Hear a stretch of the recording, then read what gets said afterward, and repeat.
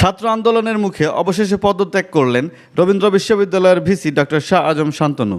রবীন্দ্র বিশ্ববিদ্যালয় বাংলাদেশের সাধারণ শিক্ষার্থীদের এক দফা ভিসির পদত্যাগের দাবিতে বিক্ষোভ ও অনশনের মুখে পদত্যাগ করেছেন রবীন্দ্র বিশ্ববিদ্যালয় বাংলাদেশের ভিসি ডক্টর শাহ আজম শান্তনু। বৃহস্পতিবার বিকেলে তথ্যটি নিশ্চিত করেছেন রবীন্দ্র বিশ্ববিদ্যালয়ের treasurer professor doctor Firoz Ahmed. তিনি জানান, রবীন্দ্র বিশ্ববিদ্যালয়ের ভিসি প্রফেসর ডক্টর শাহ আজম শান্তনু তার স্বাক্ষরিত এক কপি পদত্যাগপত্র তার মুঠোফোনের হোয়াটসঅ্যাপে পাঠিয়েছেন।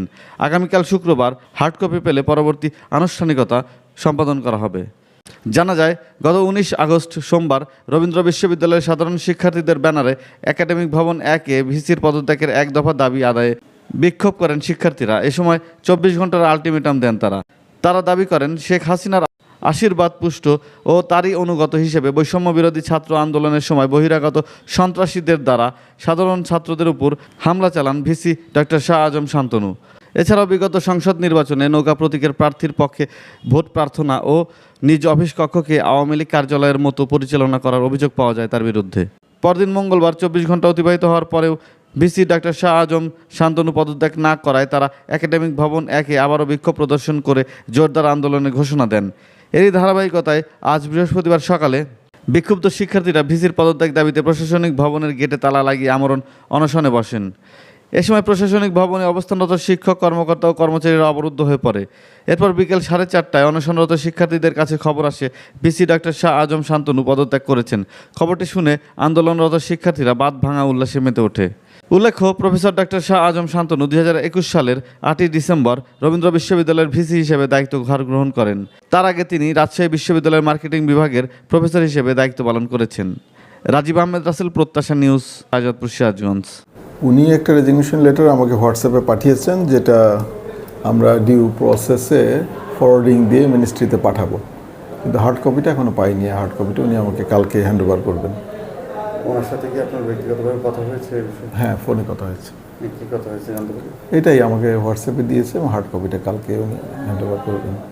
মানে উনি তো এটা বলেছে যে পদত্যাগ করবো। না, ওটা তো চিঠিটা পাঠিয়েছেন আমাকে হোয়াটসঅ্যাপে, ওনারা পদত্যাগপত্রটা পাঠিয়েছেন, হার্ড কপিটা কালকে হ্যান্ড ওভার করবেন। আচ্ছা, পদত্যাগের কারণ হিসেবে কি কিছু উল্লেখ করেছে? ব্যক্তিগত ও পারিবারিক কারণে। আচ্ছা, তাহলে কি আমরা ধরে নিতে পারি যে ছাত্ররা যে দাবি করছিল এক দফা ওনার পদত্যাগের দাবিতে, সেই বিষয়টাতে উনি আসলে সিদ্ধান্ত গ্রহণ করেছেন? হতে পারে, হওয়ার সম্ভাবনা যথেষ্ট, কারণ ছাত্ররা আসলে সাফার করুক বা অনশন করুক সেটা আমরা কেউই চাই না। সেটা ন্যায্য হলেও চাই না, অন্যায্য হলেও চাই না, কারণ আমরা শিক্ষক মানুষ, শিক্ষকরা আসলে সবসময় ছাত্রদের জন্যই যা করে। একজন ভাইস চ্যান্সেলর, আমার যেমন এক জায়গা থেকে আমি চাকরি করতে এসেছি, আমার যদি ভালো না লাগে, আমার যদি সম্মান না থাকে, আমি তো আর থাকবো না, খুব স্বাভাবিক ব্যাপার। তো উনিও হয়তো একইভাবে ভাবছেন। আপনারা পূর্ব থেকে অবগত আছেন যে ফ্যাসিস্ট হাসিনা এবং তার দোসরদের কার্যক্রম, তেলবাজি কীরকমভাবে দেশের মানুষের সহনশীলতার মাত্রা অতিক্রম করেছিল। সেই অবস্থান থেকে আমরা আমাদের বিশ্ববিদ্যালয়ের ভিসি কর্তৃপক্ষকে সরাসরি আওয়ামী ফ্যাসিস্টের সাথে সংযুক্তিতা এবং আমরা সকলেই প্রত্যক্ষভাবে প্রত্যক্ষ করেছি। তিনি কর্মী সভা করেছেন, তারপরে আওয়ামী লীগ নৌকা প্রার্থীর ক্যাম্পিং করেছেন। এই সকল অভিযোগ তার বিরুদ্ধে আছে এবং এই সকল বিরুদ্ধে একদম সুষ্ঠু প্রমাণ ভিডিও সমেত আমাদের কাছে ছিল।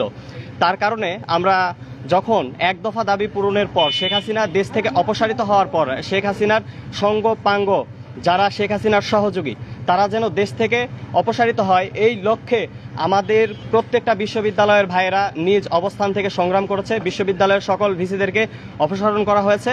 আমরা সেই অবস্থান থেকে দীর্ঘ 4 দিন আন্দোলন করার পর আজকে আমরা সফলভাবে বিশ্ববিদ্যালয়ের ভিসিকে অপসারণ করেছি। এর মাধ্যমে রবীন্দ্র বিশ্ববিদ্যালয় দ্বিতীয় স্বাধীনতার স্বাদ সম্পূর্ণভাবে আস্বাদন করতে পেরেছে। খুনি শেখ হাসিনা তার এজেন্ডা বাস্তবায়নের জন্য বিভিন্ন বিশ্ববিদ্যালয়ে গুরুত্বপূর্ণ স্থানে এই ভিসি নিয়োগ দিয়ে থাকেন এবং যেই ভিসি যেইখানে থাকেন, যেই বিশ্ববিদ্যালয়ে থাকেন, তার মতাদর্শ সকল স্টুডেন্টদের মাঝে ছড়িয়ে দেওয়ার একটি চেষ্টা করেন। এই ভিসি বর্তমানে শেখ হাসিনা যেহেতু দেশের বাইরে পলাতক আছেন, এই ভিসি যদি রবীন্দ্র বিশ্ববিদ্যালয়ে থাকতো, তার মতাদর্শ অনুযায়ী অনেক শিক্ষার্থী, বর্তমানে বাংলাদেশের শিক্ষার্থীরাই বিভিন্ন আন্দোলন করে এবং তিনি যেহেতু বাক স্বাধীনতা কেড়ে নিয়েছিল রবীন্দ্র বিশ্ববিদ্যালয়ের শিক্ষার্থীদের বিভিন্ন স্বৈরাচারী আচরণের মাধ্যমে, এই ক্ষেত্রে আমাদের একটি লক্ষ্য ছিল যে এই ভিসি যিনি শেখ হাসিনার এজেন্ডা বাস্তবায়ন করেন তিনি যেন তার মতাদর্শ এই বিশ্ববিদ্যালয়ে প্রতিষ্ঠা করতে না পারেন।